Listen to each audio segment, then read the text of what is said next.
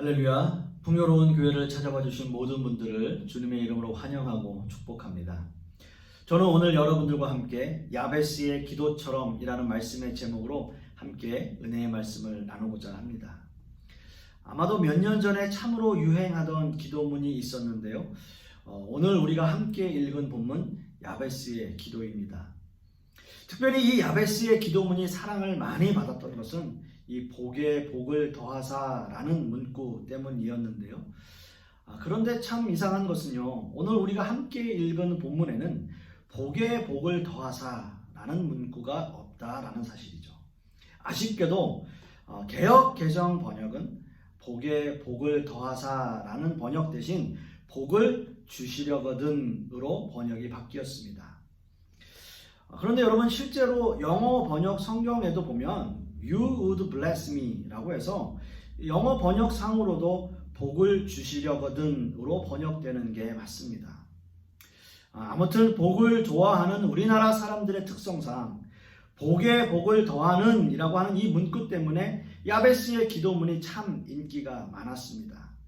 그냥 복을 받는 것도 아니고요, 복에 복을 더하는 것, 갑절에 복을 받는 것, 그것 때문에 참 인기가 있었던 그러한 기도문이었죠. 이 야베스의 기도문이 기록되어져 있는 이 역대기서의 배경은 이렇습니다. 역대기서는 아담으로부터 시작한 이스라엘 민족이 바벨론에게 멸망당하고요, 그리고 포로에서 귀한 때까지의 역사를 다루고 있습니다. 어떤 의미에서는 선민 역사를 재건하는 포로 귀한 세대들에게 태초부터 그 시대에 이르기까지 이스라엘의 종교적 역사에 초점을 맞추고 있는 성경이다라고 할 수 있습니다. 그리고 우리가 여러분 성경을 보다 보면요, 이스라엘 민족의 족보가 여러 군데 나와 있는데요, 어떤 의미에서는 성경을 읽다 보면 가장 지루한 부분이 바로 이 족보 부분이 아닐까라는 생각을 해보게 됩니다. 특히나 역대상에 나오는 족보는 무려 8장에 이르기까지 이스라엘의 역사적 인물들을 총망라하고 있는 거죠. 그런데요, 여러분, 이렇게 우리가 지루해하는 족보도 성경에서는 너무나 중요한 부분이다라고 하는 거죠. 특히 성경에서 사람의 이름은 그 사람의 성품이나 인격, 때로는 그 시대의 상황을 대변하는 그러한 이름이기도 합니다. 예를 들자면요, 야곱이라는 사람이 그 이름이 속이는 자라는 뜻이지 않습니까? 그래서 결국 그가 아버지를 속이고 형을 속이는 일들이 일어났고, 결국 자기 자신도 삼촌 라반에게 속임을 당하는 그러한 삶을 산 사람이 바로 이 야곱이라고 하는 사람이죠. 다윗이라는 이름은 사랑을 받는 자라고 하는 뜻이고요, 이사야 선지자의 이름은 여호와는 구원이시다라는 뜻이고요, 노아의 이름의 뜻은 안식이라고 하는 뜻입니다. 그런데 여러분, 가론 유다의 그 유다는 찬양이란 뜻인데 그 이름은 어떤 의미에서는 역설적으로 사용되었다라는 거죠. 그리고 욥이라고 하는 사람의 이름은 울부짖는다라는 뜻인데, 성경에서 보면 가장 고난을 많이 당한 사람이 바로 이 욥이라고 하는 사람이죠. 이렇게 성경에서 이름은 그 사람의 인격과 지위 또는 내면적 상태를 나타내는 다양한 의미로 사용되었던 겁니다. 자, 그렇다면 오늘 기도의 주인공인 야베스는 과연 어떤 인물이었을까요? 사실 야베스라는 사람에 대해서 알려진 자료는 그리 많지 않습니다. 그의 이름의 의미가 수고로이 나았다라는 의미인 것처럼 그의 삶이 평탄하지만은 않은 삶이었다라고 우리는 추측할 뿐이죠. 그런데 여러분, 그의 삶이 평탄하지 않고 어려운 삶이었다고 하는데, 그럼에도 불구하고 그는 존귀함을 받는 자였다라고 성경은 기록하고 있습니다. 야베스라는 이름의 그 어원은 아차브라고 하는 히브리어를 사용하는데요, 그곳에서 파생된 내용인데요, 그 뜻은 고통이라는 뜻이에요. 아차브라고 하는 단어는 고통이라는 뜻입니다. 즉, 야베스라는 이름의 의미는 고통의 아들이라고 하는 뜻인 거죠. 오늘 이거 본문 10절 말씀에 야베스의 기도문을 보면 나로 환난을 벗어나 내게 근심이 없게 하옵소서라고 그는 기도하고 있습니다. 나로 환난을 벗어나 내게 근심이 없게 하옵소서. 환난과 근심. 야베스가 자신의 이름처럼 얼마나 그가 고통 가운데 살았는가를 그의 이름에서 우리는 추측할 수 있습니다. 사실 야베스의 기도는 우리가 생각하는 복을 추구하는 그런 식의 기도문은 아니에요. 형제 중에 존귀함을 받는 한 사람이 자신이 가진 복에 더 큰 복을 얻게 해달라라는 식의 기도문이 아니라는 거예요. 아마도 많은 사람들이 야베스의 기도문을 그런 식으로 적용하고 있는지도 모르겠습니다. 하지만 조금만 주의 깊게 야베스의 기도문을 읽어보면 야베스가 얼마나 큰 환난과 고통 중에, 근심 중에 있었는지 우리는 알 수 있다라고 하는 거죠. 그의 삶 자체가 고통이었다라고 하는 거예요. 사랑하는 성도 여러분, 저는 이런 생각을 한번 해봐요. 성경에서 늘 기록하고 있듯이 신앙인의 삶, 그리스도인의 삶은 늘 고난이다라는 이야기를 합니다. 베드로 사도 역시도 고난을 받는 것을 기뻐하라라고 하였고요. 고난 받음으로 하나님께 영광을 올려드리라라는 말씀도 하고 있습니다. 야베스의 이름의 의미처럼 어쩌면 우리의 인생은 이런 고통과 고난과 환난의 연속일 수 있습니다. 우리의 삶이 환난이고 어려움이 있다는 것은 우리가 너무나 잘 아는 사실이에요. 세상을 살다 보면요, 내 마음대로 되는 거 하나 없고요. 이 어려움은 끝나지 않고 계속되는 것 같고요. 다른 사람들 이렇게 둘러보면 다 나보다는 괜찮은 것 같고 다 잘 사는 것 같고 모든 일들이 다 그들은 순탄하게 풀리는 것 같은데 왜 나만 이런 고통과 고난을 당하는 것인가 우리는 생각하게 돼요. 하지만 여러분, 그들 역시도 그러나 자신의 삶 속에서 겪는 고난과 환난과 어려움은 누구나 있을 거예요. 우리의 인생이 다하는 그날까지 우리는 이러한 삶의 연속일 것입니다. 그런데 여러분, 야베스는 이렇게 힘들고 어려운 환경 가운데서도 그의 형제들 중에서 존귀한 자였다라고 성경은 기록하고 있습니다. 야베스는 어떻게 모든 사람들에게 존귀한 사람이 되었을까요? 오늘 이거 본문 4장 10절 말씀을 보시면 야베스가 이스라엘 하나님께 아뢰어 이르되 주께서 내게 복을 주시려거든 나의 지역을 넓히시고 주의 손으로 나를 도우사 나로 환난을 벗어나 내게 근심이 없게 하옵소서라고 기도하고 있습니다. 야베스는 하나님께 이렇게 기도해요. 물론 우리도 기도하고 누구나 하나님을 믿는 사람이라면 기도한다고 합니다. 열심히 기도한다고 합니다. 하지만 야베스의 기도는 좀 달랐어요. 오늘 본문에서 아뢰어라고 하는 단어는 카라라고 하는 단어를 사용하는데요. 이 단어는 아주 다급한 요구를 할 때나 아주 어려운 공경에 빠졌을 때 부르짖는 기도를 의미하는 단어예요.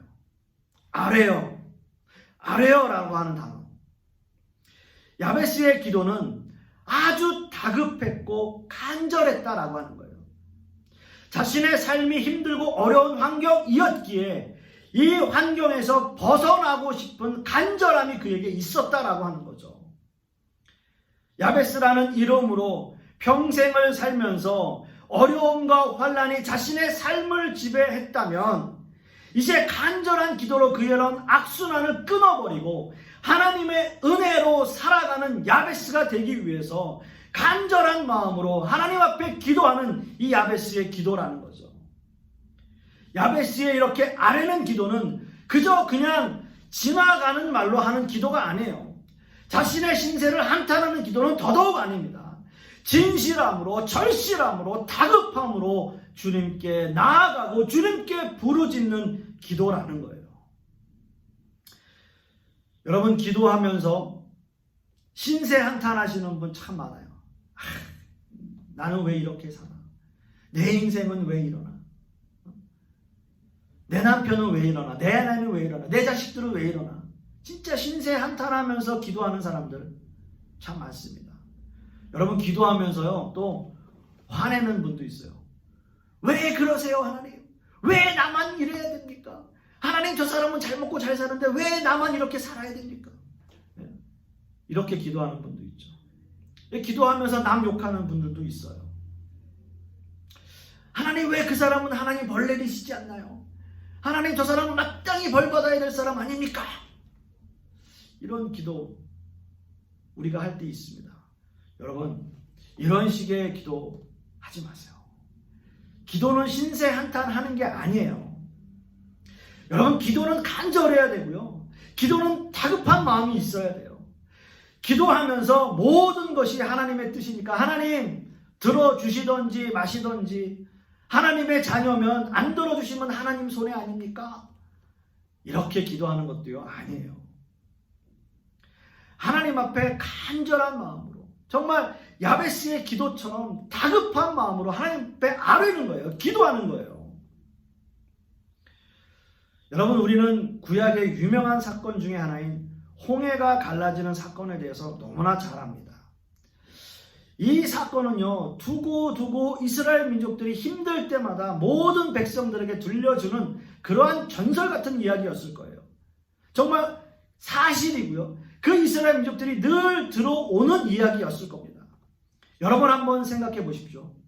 모세가 80세에 하나님 앞에 부르심을 받을 때 그는 엄청난 두 가지의 고민을 할 수밖에 없었어요. 첫째는 바로가 이 백성들을 과연 놓아주겠는가라는 거였어요. 바로가 이 백성들을 놓아줄 수 있겠는가? 다 거기서 노역을 하고 있는 그 백성들을 놓아주면 과연 어떻게 할까? 그게 걱정이었어요. 두 번째는요, 놓아준다라고 할지라도 그 백성들이 과연 나를 따라 나서겠는가라는 거였어요. 400년 동안 종살이 했습니다. 400년이라는 시간은 굉장히 긴 시간이에요. 이미 이스라엘 민족이라 할지라도 그 문화에 젖어 사는 사람들이었어요. 그런데 과연 나를 따라 나설 것인가? 이런 두 가지 고민을 할 수밖에 없었을 겁니다. 하지만 하나님께서는 그 이집트의 10가지의 재앙을 통해서 이스라엘 민족을 이끌어내세요. 모세의 생각에는 바로가 놓아주지 않을 것이라고 생각했고요. 혹 놓아준다 할지라도 그 백성들이 나를 쫓아오지 않을 것이다 라고 고민했지만 그렇지 않았어요. 모두가 모세를 쫓아 나옵니다. 그리고 거기서 이야기가 끝나는 게 아니에요. 거기서 끝나는 이야기가 아니라 그들 앞에 그렇게 나왔음에도 불구하고 더 큰 환란이, 더 큰 고난이 기다리고 있었다라고 하는 거죠. 뭡니까? 그들 앞에 홍해가 막아서고 있었던 거예요. 그곳을 건너기 위해서 200만이 넘는 백성들이 그곳을 건넌다라고 하는 것은 정말 불가능한 일이었어요. 여러분, 이 상황에서 백성들의 마음은 과연 어땠을까요? 바다라고 하는 커다란 환란이 자신들의 앞을 막고 있는 지금의 이 상황, 그리고 뒤에는 바로의 군대가 그 백성들을 추격하고 있는 그 상황. 여러분, 이 상황에서 과연 하나님이 그들에게 원하시는 건 무엇이었을까요?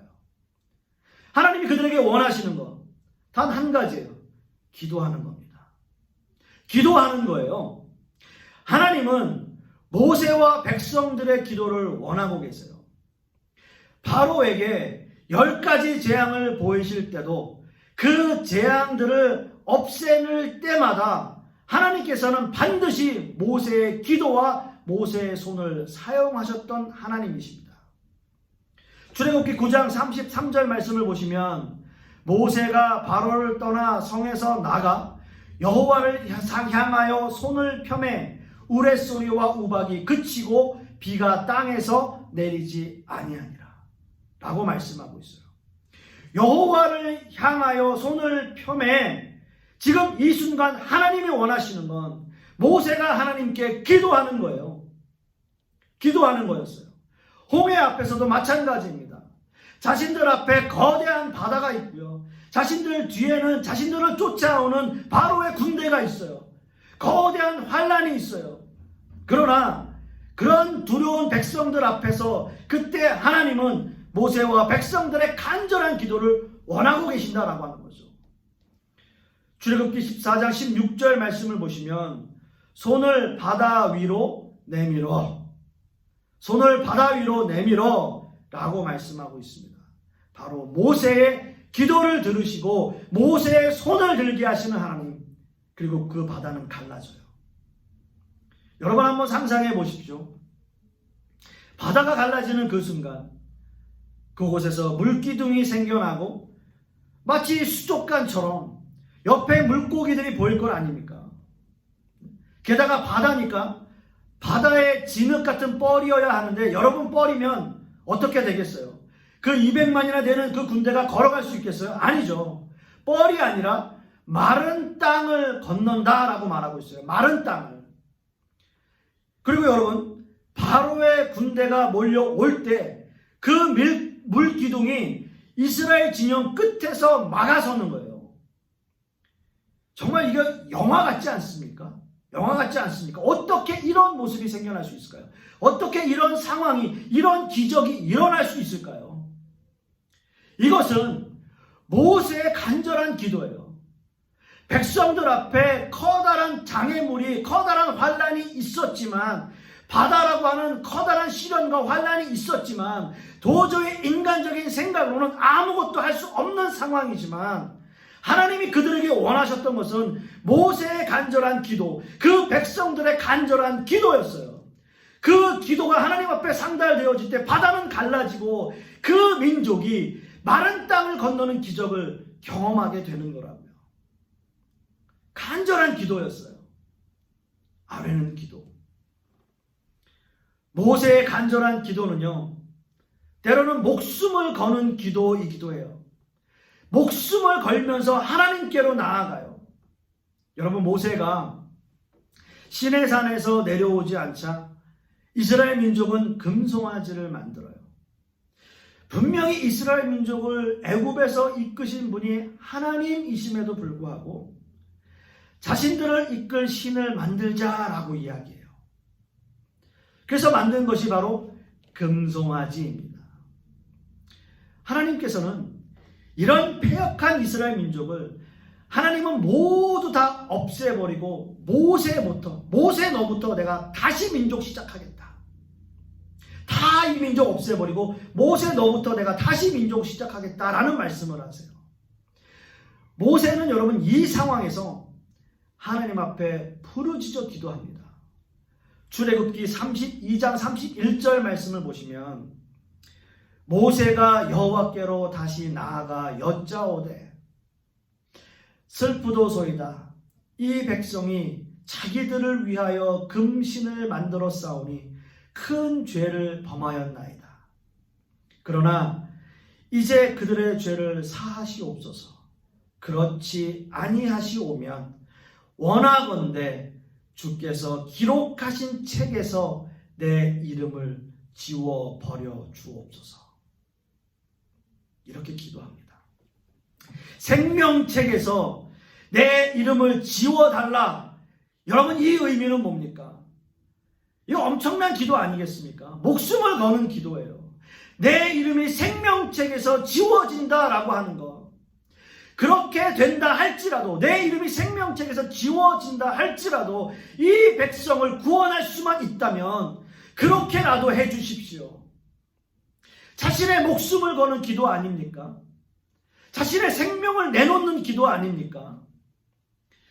여러분 정말 어려운 일을 만났을 때, 정말 환난과 고난 앞에 있을 때, 정말 그 앞이 보이지 않되 내가 목숨을 걸고 기도할 수 있는 그러한 모습의 기도 해보신 적 있으세요?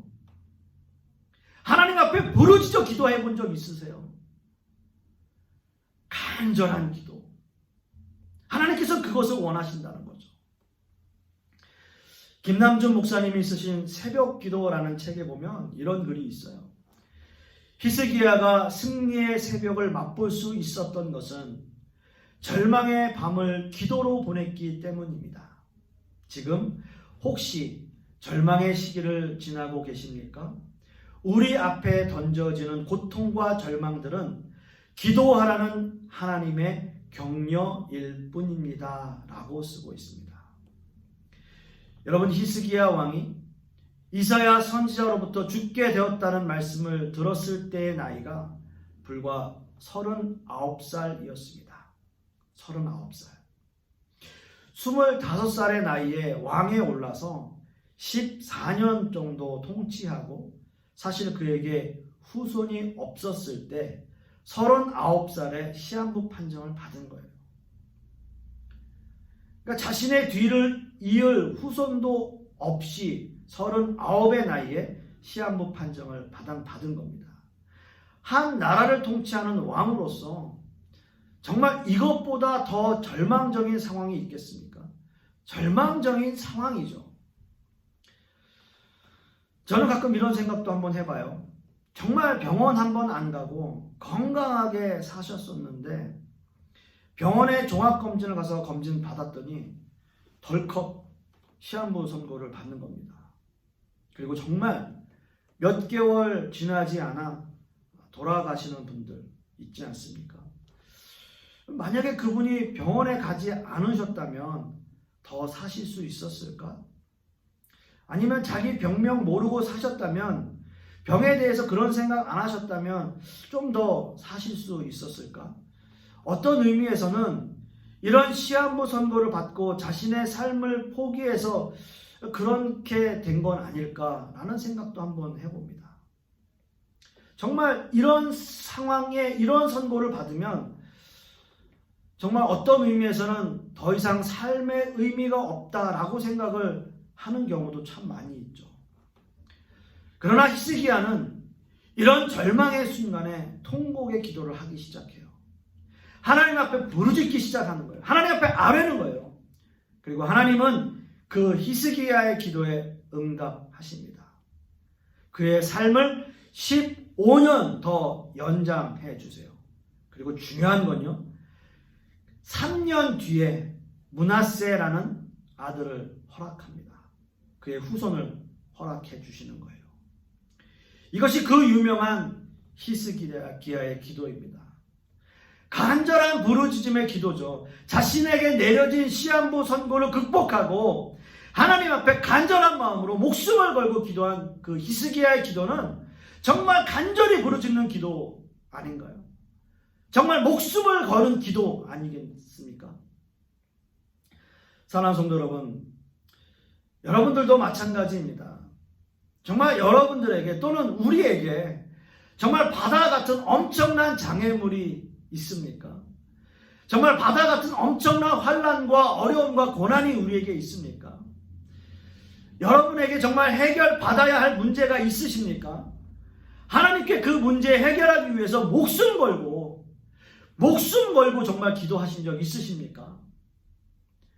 지금 이 순간 하나님은 과연 어떤 사람의 기도를 들으시길 원하실까요? 목숨을 걸고 기도하는 그 기도를 듣길 원하시지 않겠습니까?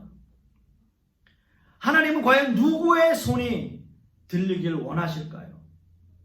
우리에게 끊임없이 문제가 생기지만 해결되지 않는 이유는 하나님께서 도와주시지 않아서가 아니라 그 해결의 도구가 될 기도의 사람이 없어서일지도 모른다라는 거죠. 바로 우리의 문제예요. 우리의 문제. 결국 나의 문제입니다. 과연 하나님께서 우리에게 원하시는 것이 무엇일까요? 하나님께서는 다른 사람의 손이 아니라 하나님을 향해서 높이 들려진 여러분 자신의 그 기도하는 손을 간절히 원하고 계신다는 거죠. 그 기도의 손이 펼쳐질 때 바다가 갈라지고 이스라엘 민족들이 마른 땅같이 건너는 구원의 길이 열려지는 것처럼 하나님은 다른 사람이 아니라 바로 지금 여러분의 손이 높이 하나님께 들려지길 원한다라고 하는 겁니다. 우리 앞에 거대한 바다 같은 장애물이 갈라지고 마른 땅을 건너는 기적을 우리는 그런 의미에서 경험하게 될 거예요. 여러분, 하나님 앞에 간절히 기도하십시오. 정말 기도하십시오. 여러분의 인생이 변화되기 위해서는 이러한 간절함이 있어야 할 것이고요. 목숨을 아끼지 않는 부르짖는 기도가 있어야 할 것입니다. 이러한 부르짖는 기도를 통해서 하나님께 응답받는 저와 여러분 되시기를 간절히 소망합니다. 그리고 마지막으로 야베스는 구체적으로 기도합니다.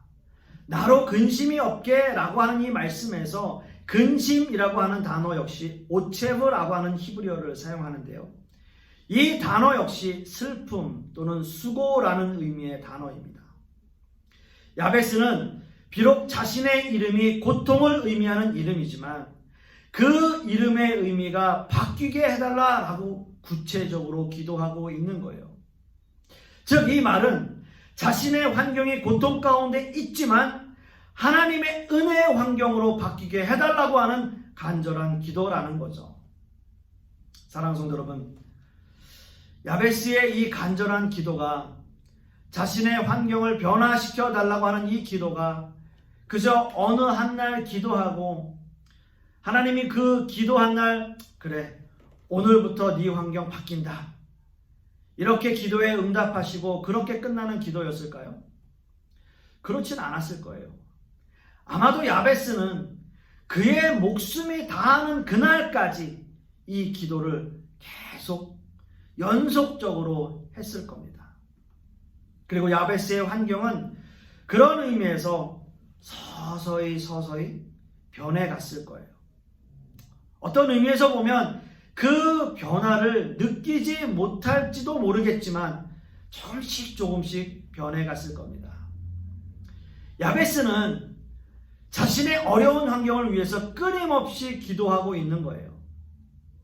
사랑하는 성도 여러분, 어려운 환경이 변화되고 싶으십니까? 여러분의 그 환난과 고통 같은 그 환경들이 변화되는 것을 보고 싶으세요?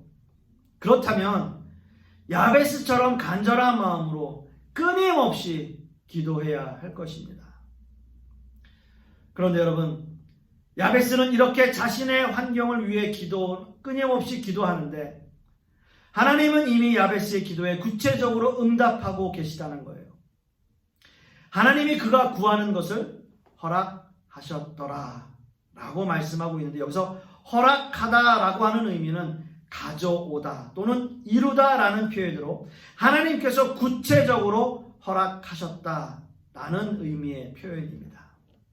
하나님은 야베스의 기도에 구체적으로 응답하고 계시고 구체적으로 허락하고 계신다는 거죠.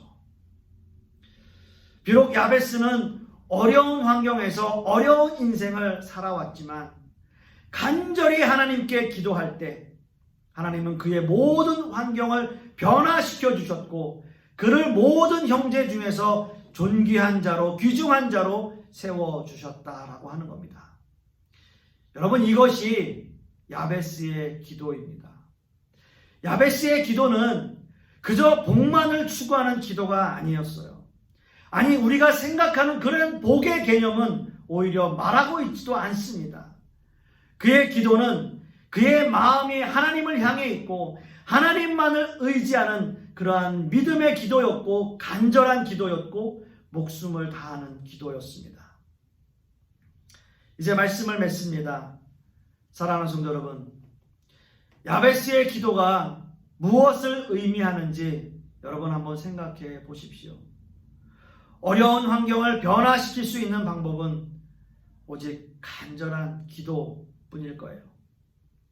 그렇게 간절한 마음으로 기도하실 때 하나님은 야베스의 인생을 바꾸어 주신 것처럼 여러분의 인생 또한 하나님 앞에서 변화되는 그러한 귀한 은혜를 경험하게 될 것입니다.